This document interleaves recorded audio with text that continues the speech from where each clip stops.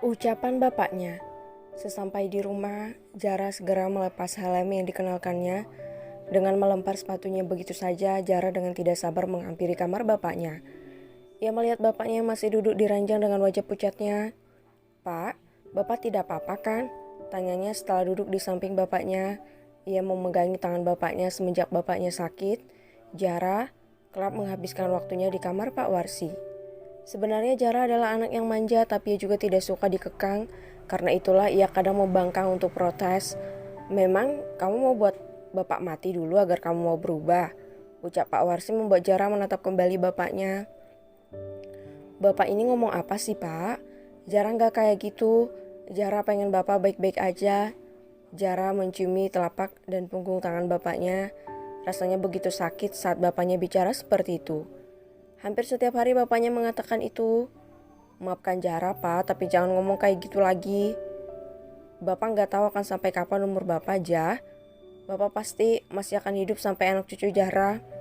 Jangan terlalu yakin, tapi sepertinya sebelum Bapak meninggal, Bapak pengen banget lihat kamu nikah sama Ustadz."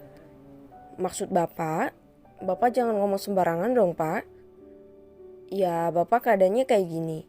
Bapak tidak yakin akan bisa menunggu sampai kamu lulus SMA.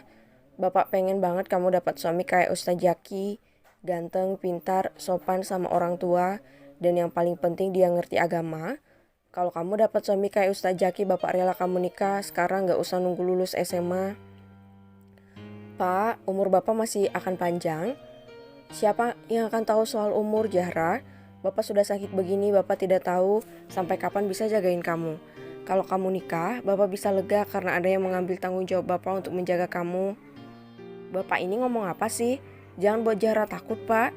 Jara pun langsung memeluk bapaknya. Ia memang membangkang, tapi sangat sayang pada kedua orang tuanya. Bahkan sekarang air mata Jara tidak mampu terbendung lagi. "Bagaimana kalau yang Bapak katakan itu benar? Bagaimana dengan aku, Ibu?"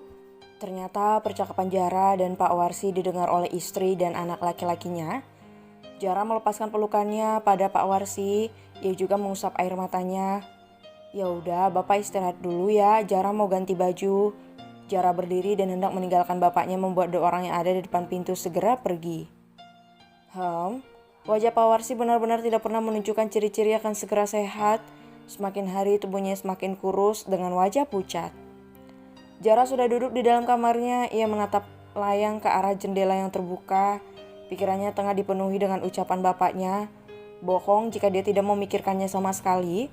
Ia tidak bisa membayangkan bagaimana nasibnya nanti jika bapaknya sampai benar-benar tidak ada. Ia masih sangat bergantung pada bapaknya. Tok, tok, tok. Pintu kamarnya diketuk, membuat Jara sejenak menatap ke arah pintu. "Kenapa sih Mas Imron selalu datang di waktu yang kurang tepat?" keluh Jara dalam hati. "Boleh Mas masuk?" "Masuk Mas." Walaupun ia sedang tidak ingin berdebat, tapi ia juga tidak mungkin mengusir masnya itu. Imron pun menghampiri adik perempuan satu-satunya itu. Ia duduk di samping Zahra. "Jah, Mas pasti mau menyalahkan semua apa yang terjadi karena Zahra." Zahra sudah berprasangka buruk dengan kakak laki-lakinya itu. Imron dan Zahra memang jarang sekali akur. Setiap kali bersama, mereka lebih sering berdebat dibanding mengutarakan rasa sayangnya. Tapi justru itu yang membuat mereka dekat. Hubungan adik kakak itu menjadi tidak kaku. "Kamu kok langsung seujun gitu sih sama Mas? Biasanya kan gitu." Tanpa Imron menghela napas panjang. Kali ini ia sedang tidak ingin berdebat dengan adiknya. "Mas mau bicara dari hati ke hati sama Zahra?" Jamra menoleh sebentar. Ia tidak percaya kakak laki-lakinya tidak membuat masalah dengannya. "Mas tadi dengar pembicaraan kamu sama Bapak. Mas cuma mau kasih saran aja. Kita tidak bisa menentukan umur manusia sampai kapan. Kita mati besok juga gak akan tahu." "Jadi Mas setuju sama Bapak?" "Ya, kalau ini untuk kebaikan kamu sama Bapak, Mas setuju. Apa salahnya jika kamu nikah sama Ustadz Jaki? Bapak suka sama dia, dia juga ganteng, pintar. Yang terpenting bisa ngomong kamu. Tapi masalahnya mas, siapa yang mau nikah sama Zahra mas? Jangankan Ustadz kayak Ustadz Jaki, Mas Amir aja belum tentu mau sama Zahra. Bahkan si berandalan Derry juga mungkin ogah nikah sama Zahra kalau tiba-tiba Zahra ajak nikah sekarang. Kamu belum mencobanya, Jah. Jangan terlalu pesimis dulu. Takdir Allah itu tidak ada yang tahu. Ucap Imron. Ia siap-siap berdiri untuk meninggalkan Zahra. Pikirkan kata-kata Mas. Lusa juga sudah harus kembali ke kota. Bapak pasti semakin tertekan jika membayangkan kamu gak ada yang jaga. Akhirnya Imron benar-benar meninggalkan kamar Zahra. Meninggalkan Zahra yang terdiam sendiri di tempatnya. Memikirkan apa yang baru saja dikatakan oleh kakak laki-lakinya itu.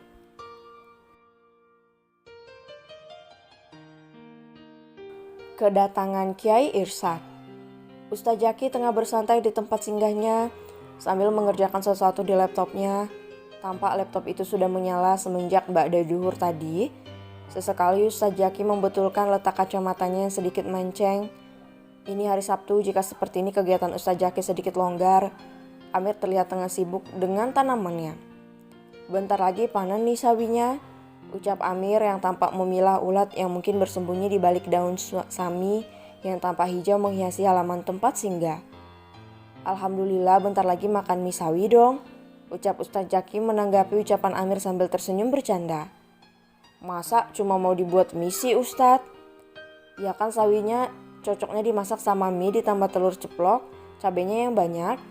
Ustadz Jaki bicara seperti sedang membayangkan apa yang sedang ia bicarakan saat ini. Assalamualaikum.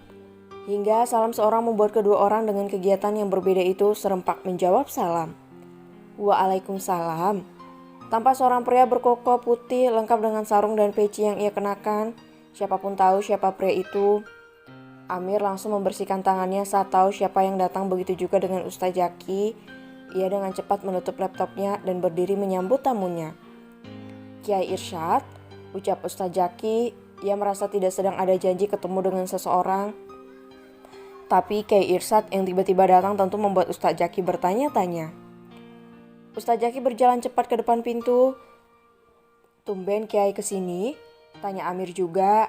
Ia tengah mengelap tangannya yang baru saja dibersihkan di keran air, tepat berada di samping kebun mininya. Iya, kebetulan tadi lewat, sekalian mampir, ada yang mau saya bicarakan sama Ustadz Jaki. Ustadz Jaki merasa tersanjung karena kedatangan Kiai Irsyad. Dia bukan hanya sibuk tapi juga sangat disegani di kampung ini. Silakan duduk Kiai, pinta Ustadz Jaki, dan Kiai Irsyad pun segera duduk. Terima kasih. Setelah memastikan Kiai Irsyad duduk, Ustadz Jaki pun hendak beranjak ke dalam dan membuatkan minuman bagi tamunya itu. Melihat Ustadz Jaki yang hampir pergi ke dalam, Amir pun segera menghampiri mereka. Biar saya yang buatkan minuman Ustadz. Ustadz temani Pak Kiai saja, ucapnya mencegah Ustadz Jaki beranjak. Baiklah, Ustadz Jaki mengurungkan niatnya untuk ke belakang. Ia ikut duduk di tempatnya semula. Sedang santai ya Ustadz?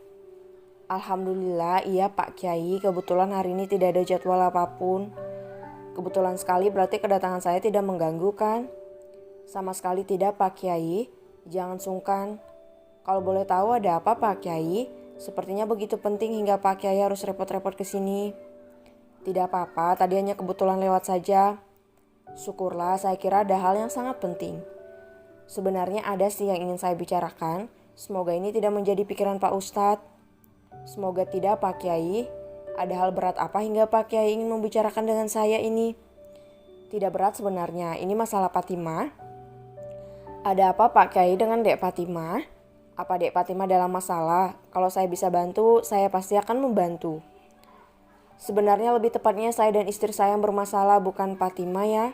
Maklumlah, Fatimah itu putri kami satu-satunya. Maksud Pak Kiai, putri saya itu usianya sudah hampir 22 tahun. Dia juga sudah lulus pondok dan sekarang tengah menjalani pendidikannya di universitas. Sudah banyak pria yang menanyakan dia, tapi selama ini saya ataupun Fatimah masih pikir-pikir karena belum ada yang cocok. Padahal kami ingin sekali segera punya cucu biar gak kesepian. Ustadz Jaki memperhatikan ucapan Kiai Irsyad dengan seksama, mencoba memahami apa maksud dari perkataan Kiai Irsyad. Tapi belum sampai Kiai Irsyad berbicara lagi, Amir sudah kembali dengan membawa nampan yang berisi 2 gelas teh hangat. Silakan diminum Kiai, hanya ini, ucap Amir sambil meletakkan satu persatu gelas yang berisi teh hangat itu di depan Ustadz Jaki dan juga Pak Kiai. Gak apa-apa, ini lebih dari cukup. Terima kasih, saya minum ya. Kiai Irsad pun mengambil gelas yang ada di depannya dan segera meneguk teh itu hingga tersisa setengah. Sepertinya Kiai Irsad juga sangat haus. Amir pun ikut duduk bersama mereka. Ia juga penasaran dengan apa yang dibicarakan oleh Kiai Irsad. Setelah meletakkan gelasnya lagi, ia melihat ke arah jajaran tanaman sawi yang tampak hijau yang ditanam di polybag kecil dan ditata begitu rapi juga bertingkat. Bagaimana Mir, sawinya bagus? Alhamdulillah Kiai, 1 minggu lagi sudah bisa dipanen, ucap Amir antusias. Ia benar-benar merasa bangga dengan hasil kebunnya kali ini. Syukurlah, menanam apa lagi sekarang? Tanyanya lagi saat melihat bedengan di bawah jaring yang sudah tampak mengeluarkan daun kecil-kecil. Ini sudah mulai buat benih tomat Pak Kiai, semoga nanti hasilnya juga seperti sawi. Amin, ucap Pak Kiai mengamini ucapan Amir. Kamu ini pekerja keras ternyata, pasti orang tua kamu bangga sama kamu. Hanya untuk mengisi waktu luang saja Pak Kiai, kalau pekerjaannya membersihkan masjid sudah selesai. Saya bingung kalau tidak membuat kesibukan. Ucap Amir mencoba merendah karena nyatanya hasil berkebunnya walaupun tidak banyak bisa untuk membantu keuangan keluarganya, membantu biaya sekolah adik-adiknya. Bagus, pemuda memang harus begitu, daripada bingung cari kerja, mending membuat pekerjaan sendiri, lebih enak dinikmati. Alhamdulillah, iya Pak Kiai.